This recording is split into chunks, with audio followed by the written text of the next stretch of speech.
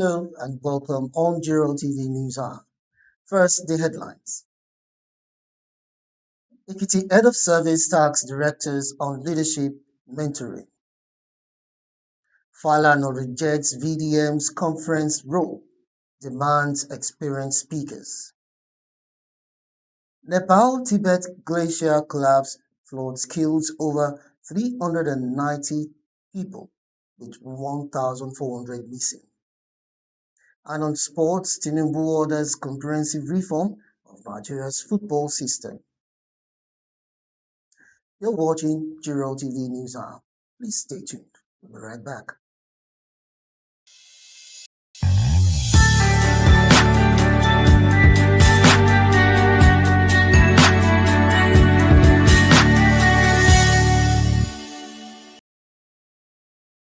Welcome back, and now to the main points. My name is Ulubalade Oboroko, and we're going to start from the home front. The Ekiti State government has charged directors and deputy directors in the state public service to provide purposeful leadership, develop talents within their ministries, departments, and agencies, and embrace continuous learning to improve service delivery. Head of Service Dr. Olomojobi gave the charge at the opening of a two-day training program organized by the Ministry of Capacity Development and Training in Ado-Ekiti. Dr. Olomojobi said leadership is not determined by position, urging participants to strengthen their leadership skills and create conducive work environments that encourage initiative, innovation, and professional growth. She stressed the need for senior officers to mentor younger officers, delegate responsibilities, and deliberately prepare them for higher responsibilities through knowledge transfer. Commissioner for Capacity Development and Training, Professor Patrick Olubenga Tedela, described directors and deputy directors as strategic drivers of government policies and programs. The program is part of the state government's effort to strengthen leadership capacity, promote talent development, and enhance service delivery across the Ekiti State Public Service. Still in Ekiti State, the chairman of Kavista Holdings and Agbeyewa Farms, Mr. Niyi Olajide, has reaffirmed the company's commitment to developing Agbeyewa Farms into a modern agricultural hub capable of driving large-scale and sustainable agricultural production. Olajide stated this during a visit to the farm in Ipawa, Ekiti, where he inspected ongoing operations and assessed newly acquired tractors and farm implements deployed to strengthen mechanization efforts. Olajide said that Agbeyewa's vision goes beyond the cultivation of cassava, stressing that the company is being positioned as a productive, efficient, and sustainable agricultural enterprise. He described the investment in mechanized equipment as an important step towards improving productivity, expanding cultivation capacity, and enhancing the efficiency of farm operations. Managing Director CEO Mr. Sheyi Oscar Ayeleso expressed appreciation for the chairman's continued investment and support, saying the newly acquired tractors will significantly strengthen field operations. Ayeleso acknowledged challenges associated with large-scale farming but expressed confidence in the system and workforce being developed to meet the company's target. Still on the home front and now to tech news. The Idice Skills Training Tools job program is offering young Nigerians a chance to gain globally relevant skills at no cost and access recruitment support, connecting trained participants with employers in business process outsourcing sector.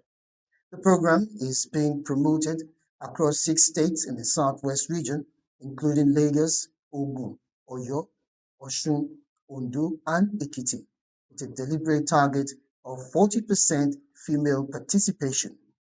The training is fully funded, meaning eligible participants do not have to pay to take part, and the entire structure is built around a skills to jobs pathway through delivery partner, Ethica Resolve CC.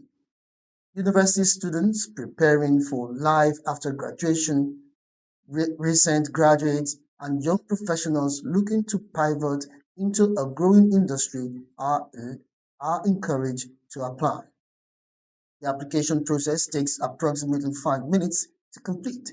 Interested individuals can apply at bit.ly slash idice southwest and are encouraged to share the opportunity with others who may benefit. For more information, prospective candidates are advised to visit idice.ng slash skills training to jobs. Jiroltv Newser will be right back. Go away.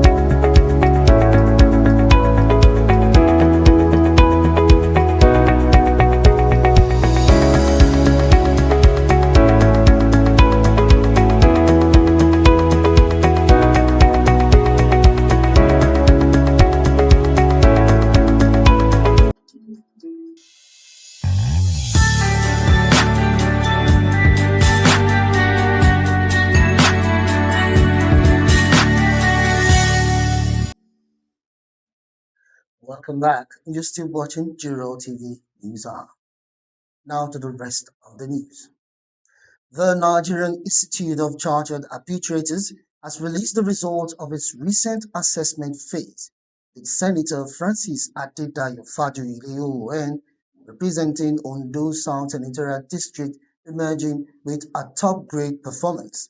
According to an official notification, Senator Faduyile achieved an A grade in the training conducted from February 11 to 14th of this year, qualifying him for the next and final stage of his certification journey.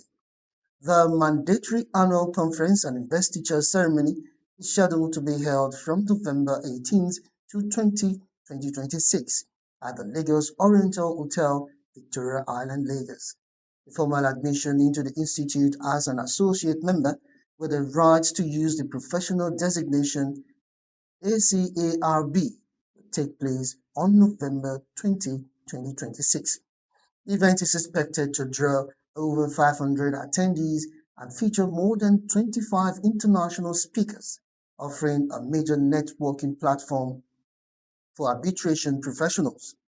All eyes are now on November as the Ikoya born professional awaits formal induction into the prestigious body of chartered arbitrators. The federal government has awarded contracts for the rehabilitation of 13 police training institutions nationwide, with 80% of contractors having already received their award letters. Vice President Kashim Shettima disclosed this during the 160th National Economic Council meeting at the State House, Abuja, on Thursday. The rehabilitation work is for a period of 3 weeks, aimed at putting the institutions in shape for the commencement of training programs by the Nigerian Police Force. Ondo State Governor Loki Ayedatiwa, who briefed journalists after the meeting, said strong efforts are ongoing to expedite action in the release of funds. The Vice President stressed that the government must remain focused on implementing policies beyond the announcement, stating that continuity and measurable outcomes were critical to ensuring public confidence. He urged the council to maintain follow through on existing programs rather than allow new priorities to displace old commitments.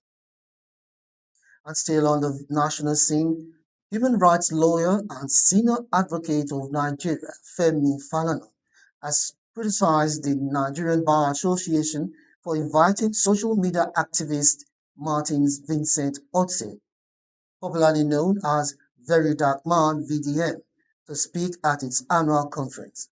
Falana made his position known in an interview with Channels TV while commenting on the controversy that followed VDM's appearance at the NBA's 66th Annual General Conference in Port Harcourt, where he spoke on insecurity. Falana argued that speakers invited to address lawyers should have relevant expertise or experience in the subject being discussed, saying the NBA's conference should be a platform for intellectual engagement rather than entertainment. He maintains that discussions on specialized security matters should involve people with direct knowledge or experience of the subject. Falana said the NBA should return to what he described as the intellectual tradition of its conferences, recalling presentations by prominent legal figures that generated public debate beyond the events themselves. The controversy over VDM's appearance has continued to generate reactions, particularly following his allegations concerning the conduct of security personnel in relation to kidnapping and insecurity in the state, in the country. We now go to foreign news. More than 390 people have been confirmed dead and over 1,400 are missing across Nepal and China's Tibet after rare flash glacial lake outburst floods submerged towns and communities under a sludge of mud and water.